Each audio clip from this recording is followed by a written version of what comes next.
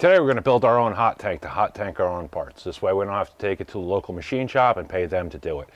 It won't cost us much and we'll be able to use it whenever we need it. I'm D and this is D-Mon's Garage. 55-gallon drum. And I'm going to show you how to do it. We'll go through, I'll put a parts list in and the whole 9 yards at the bottom of it. Okay, so I'm going to use an electric element when I do this. This is a paint marker. I'm going to use a paint marker to mark on it so I can see where I'm cutting. I'm going to cover it. I'm going to cut up about, I'm going to go up about 3 inches. All right, so 3 inches. I'm going to use a torch to cut this and whatnot. Okay.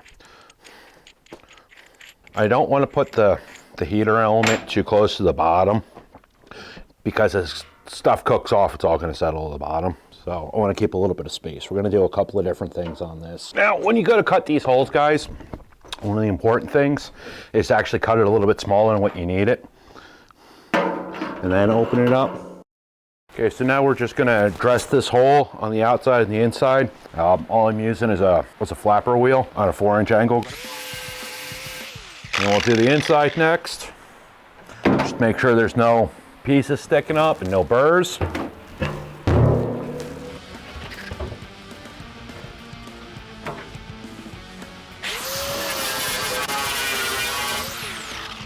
And now we're just going to spray this on there. This is a high tempered paint.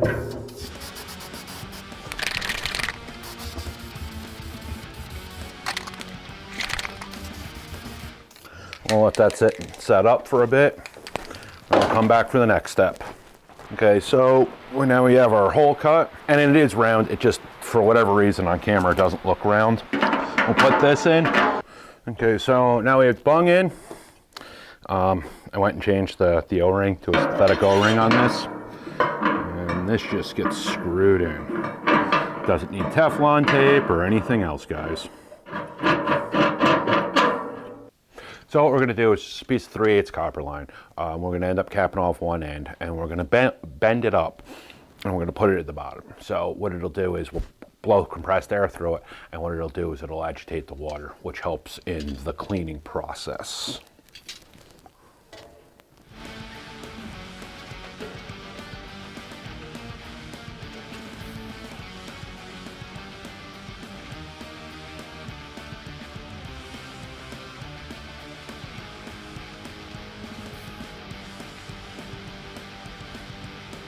Now when you do this, guys, you want to be kind of gentle because you don't want to kink this line.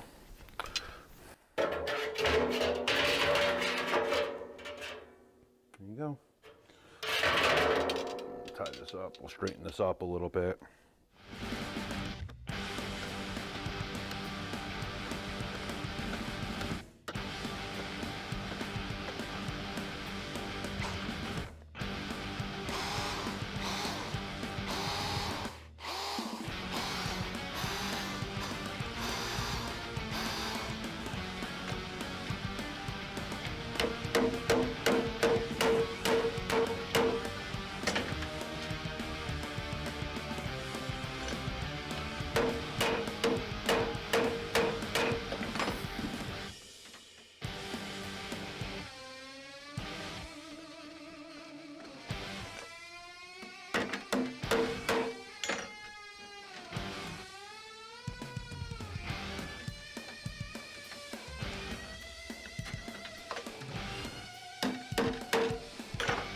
Okay, so all we're going to do is go down a little bit, and we're going to put a punch mark in, so this way the drill doesn't move when we got to drill our hole.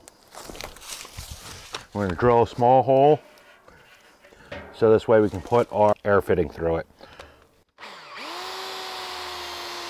Next, we'll put our cinder blocks in the bottom.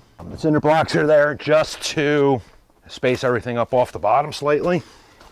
When you go to do this, be very careful you don't hit your element, because you will break it.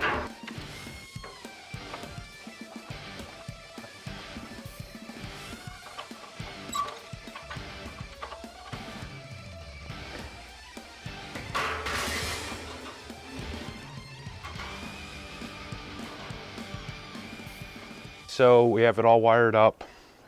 All we're doing is breaking the hot wire. The thing on the side is the thermostat control. I have it temporarily wired up, so this way it'll heat the water and it'll keep it at a set temperature. So what we're using is Formula 88. This stuff is non-corrosive. Best place I found to get it is Lowe's and Home Depot. They actually generally have the cheapest prices on it. They're cheaper than everyone else. And we're going to put in 2 gallons of this stuff. We're going to put in some dish detergent. Usually I put some Tide powder in with it too. But unfortunately right now I don't have any actual Tide powder, and it has to be actual Tide powder. None of the other stuff seems to work as well. Just a thing. And then we'll fill this up with some water and we'll get it boiling. And we'll start getting our parts into it. So this is the cylinder head we're going to put in as our main test piece. See how well this works. And so I can show you how well this works.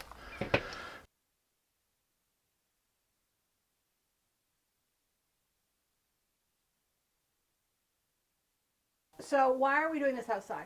Doing it outside so the vapors and stuff coming off it have somewhere to go and I don't have to breathe that stuff in. How long does it take?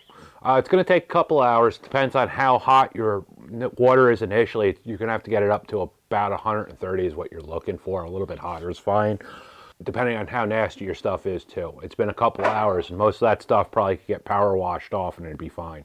Do you have to agitate it? It really helps. What it is if it's just sitting there hot, the water's not coming across it and moving stuff easily. It's kind of like if you think about it when you wash your clothes. If you don't just throw them into a bucket full of hot water, that piece in the center turns, and it's what it is. It's moving the water and moving your stuff, so this way the water's kind of forcing through it. Is there anything else I would want to use something like this for? Pretty much any big part that'll fit in that drum that's, greasy and nasty, you can clean it this way. As long as it's not going to melt like a big piece of plastic, Let's take a look inside the barrel. And that's that cylinder head that I had put in. If you look, most of the stuff's already come off of the rocker arms and the shaft. All that stuff's pretty clean. There's still some stuff on there, but like I said, it comes off really easy. So what have you got there, Demon? These are the cylinder heads out of the LS motor. We're waiting on parts to finish them up. This is the one that I cleaned in the parts washer, which came out kind of clean. This is the one that we hot tanked. You can see that this one, there's still some dirt on it. I didn't power wash either of them. This is literally just cleaning them real quick. You can see this one's still a little darker. This one's a lot cleaner. The place you can actually notice it is in the combustion chambers. This one did come out as clean. This one, like I said, if I would have pulled it out and immediately power washed it, it would have been a lot cleaner. But you can tell that there is a difference. And if I had just left this dirty one in the parts washer for longer, maybe flipped it over a couple of times or something, would it have come out like the other one? Not really, because what it is the temperatures that this is sitting and baking at, you wouldn't want to stick your hands in it to clean it and scrub at it. So I noticed you still have your spark plugs in. Is that okay? Yeah, that's fine. I don't plan on reusing them, so. Would it be better to take them out? Would it clean that area? Yeah.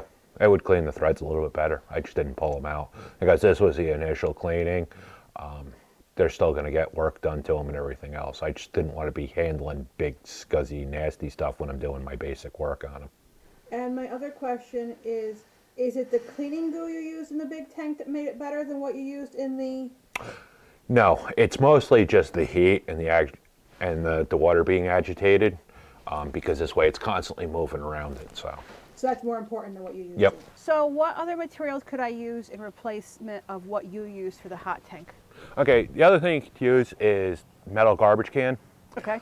The problem is you're not going to fit an engine block in one of those. You can fit a lot of other stuff in it. You can do the cylinder heads, all that stuff will fit in there, but you're never going to fit an engine block in it. Do I have to be careful of a coating in there or something that the water might get into the engine?